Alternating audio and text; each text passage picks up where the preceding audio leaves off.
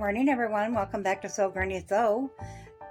As you can see, today we are going to be working on our second part of our rig quilt. If you didn't catch the first one, I will link that in the description below. But this is Autumn Rose by Maywood Studio. It is flannel. So we are putting the Autumn Rose on the front, the back, and then the inside layer is just a plain black flannel. It cut down the cost a little bit. Just in the first video, we took our 3 layers and stacked them on top of each other, alternating white and black. And then we sewed our X into it. So these are rows that I don't have the black flannel to finish yet. That's still coming in the mail. Also on the first video, we connected our blocks together to form them into rows. So in this video, we are going to put our rows together. So at the end of each row, as I'm putting them together so I don't lose track of which print, which color, so forth, I mark them with pins. I mean, you can take a little piece of paper and just write 1, 2, 3, 4 like that on yours if you want, and put them on with a clip or a pin or whatever. So I have rows 6 and 7 here, and what we're going to do is we're going to line up that seam. So this will be your front side and that is your back side. So we'll line up that seam. Then we're going to open these flaps. And I just use clips to hold them together. And you do want to make sure as best as possible, this is not an exact science on these at all. You can make mistakes and it covers up quite well because you're going to snip that edge of that fabric. So we're just going to go along and we're going to clip this full row in.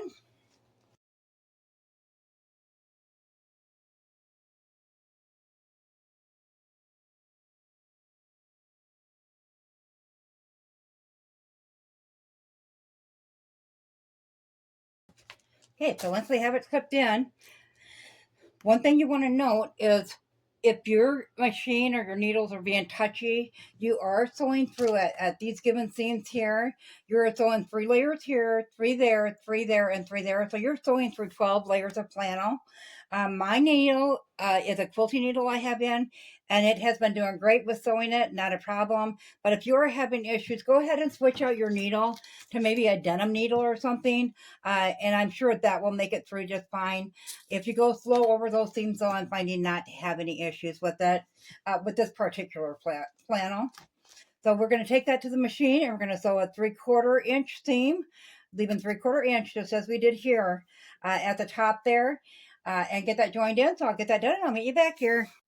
Okay, we have this row sewed in, and as you can see, this is what it looks like on the front. That's what it looks like on the back. So we're going to go ahead and keep sewing all of our rows together, and as you add, of course, it's going to get bigger and bigger and harder to work with. So say you have 8 rows in yours, go ahead and sew in sections of 2, then connect your sections of 2 and then your sections of 4 to cut it down like that. It's a little bit easier when you're maneuvering it under your sewing machine. So I'm going to go ahead and get the 7 rows that I can connect together, and I'll bring you back here and I'll show you what we're going to do next. I am hoping I got this positioned good enough that you can see what it looks like. So just as if you're making just a regular block quilt, you'll have your patterns of however you rearrange your squares when you put them together.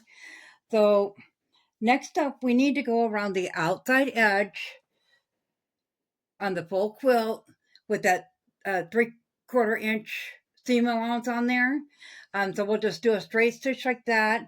As I said, I still have 4 rows to add into mine yet. So I'm got my row number 1 and my row number 7 marked over there. I'm not going to touch that row number 7 while we're doing this because I will have to add on to it. So I'm just going to go from row number 6 up to the edge of row number 1, across this side, and then back down on this side, back down to that row number 7. Like I said, just a straight stitch, 3/4 inch in, and that's all we got to do. Then we'll come back and we'll start snipping the upper part of this. Okay, one more note is when you're stitching down that edge, you'll also want to lay those flat when you're stitching that 3/4 inch in, so it lays flat just like your other ones do. We will cut those free after we get done with stitching it all in. So we have this outside edge stitched in, it's just all the way around it. So now we're going to go ahead and start clipping. So I had actually purchased a pair. They're called, I think, a snipping scissors or something like that. And I just got a cheap Fiskars brand that looked, they're spring loaded, kind of like a snip like this, but they're spring loaded and they got comfort handles on them. Um, if you have a pair of those, great. If you don't, you might want to invest in a pair. However, I seen it when I was going through stuff a while back, a week or so ago in my sewing room, and I can't for the life of me find it now. So I'm going to show you with the scissors. I have ruined fabric scissors on these before when you're cutting this big bulky area there. So I'll do a little bit of cutting with those, but most of it I'm going to try to do with utility shears to get going on this. So what you want to do is cut right up to your stitching without ever cutting over your stitching. If you cut over it, you're going to need to go back to the sewing machine and stitch that back in, if that makes any sense. So the first part we're going to start snipping is the inside corners, such as these. I like to just take my scissors, put them in between the two, and snip. And this is what I mean. Sometimes I have wrecked my scissors doing that, and I don't have a backup scissors right now, so we're not going to wreck them. Okay, now that we got it zoomed in, so we're going to cut these join together right here. So we're going to cut this one right there and free that, and then we're going to cut this one and free that. I really wish I knew where them snips were. And you want to get it down as close to that line of stitching right here without cutting into it. Okay, and then we're going to go to this side. And you can cut it any way you want, in any order, I should say, you want. I just have a certain order I use, I guess. But remember, when you're cutting it like this, you are going through 6 layers of flannel. Now, this flannel is a nice thinner flannel. It's still comfy and cozy, so it's a little bit easier to snip through. But if you're using the thick flannel, you'll definitely need the snip probably. And then also at the end, you have your stitching is right there. You're going to free these up.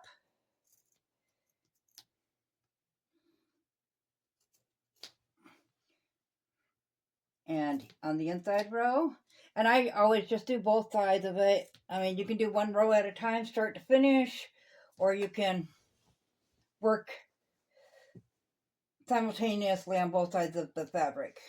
Okay, so now what you're going to do is you're going to cut, and there's no set amount. I'm going to free this on here too.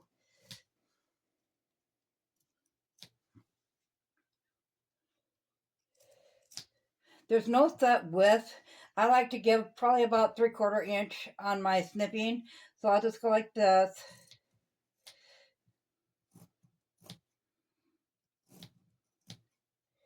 And like I said, you want to cut up to that line, but you don't want to snip over your stitching.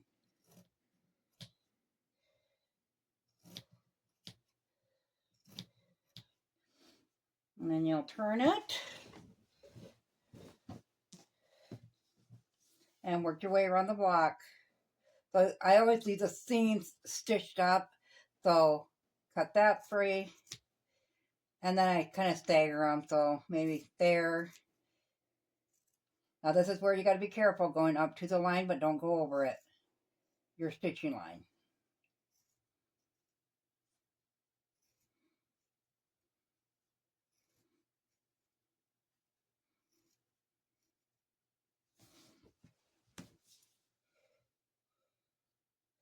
So at the corners, I usually tend to go a little bit past there and cut, and then a little past there and cut. So it's not just hanging on by that corner point.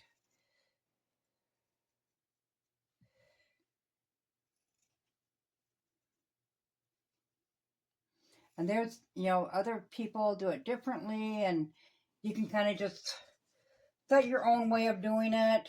There's no wrong or right way as long as you don't go over that stitching line.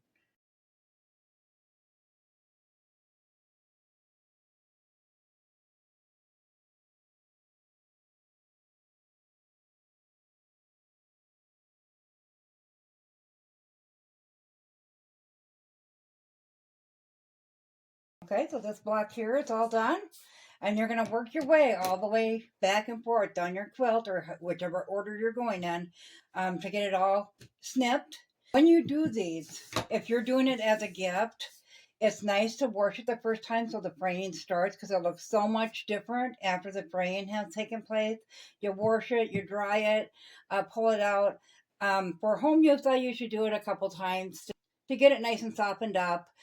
The bonus to a rag quilt is the more you wash it, the softer it gets. They are so durable. I did forget to tell you, you do want to do back stitching on this outside row.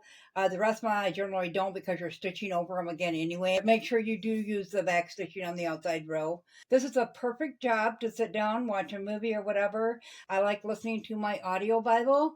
So I'm going to get comfy in my chair and just snip away at this. Unfortunately, I am going to have to make a part 3 to this one, as my fabric is not all in yet. That is supposed to be coming in Monday, so I will drop a quick video out later next week to show you after we get it all put together, all snipped and washed and dried at least once, if not twice, so you can see the finished product.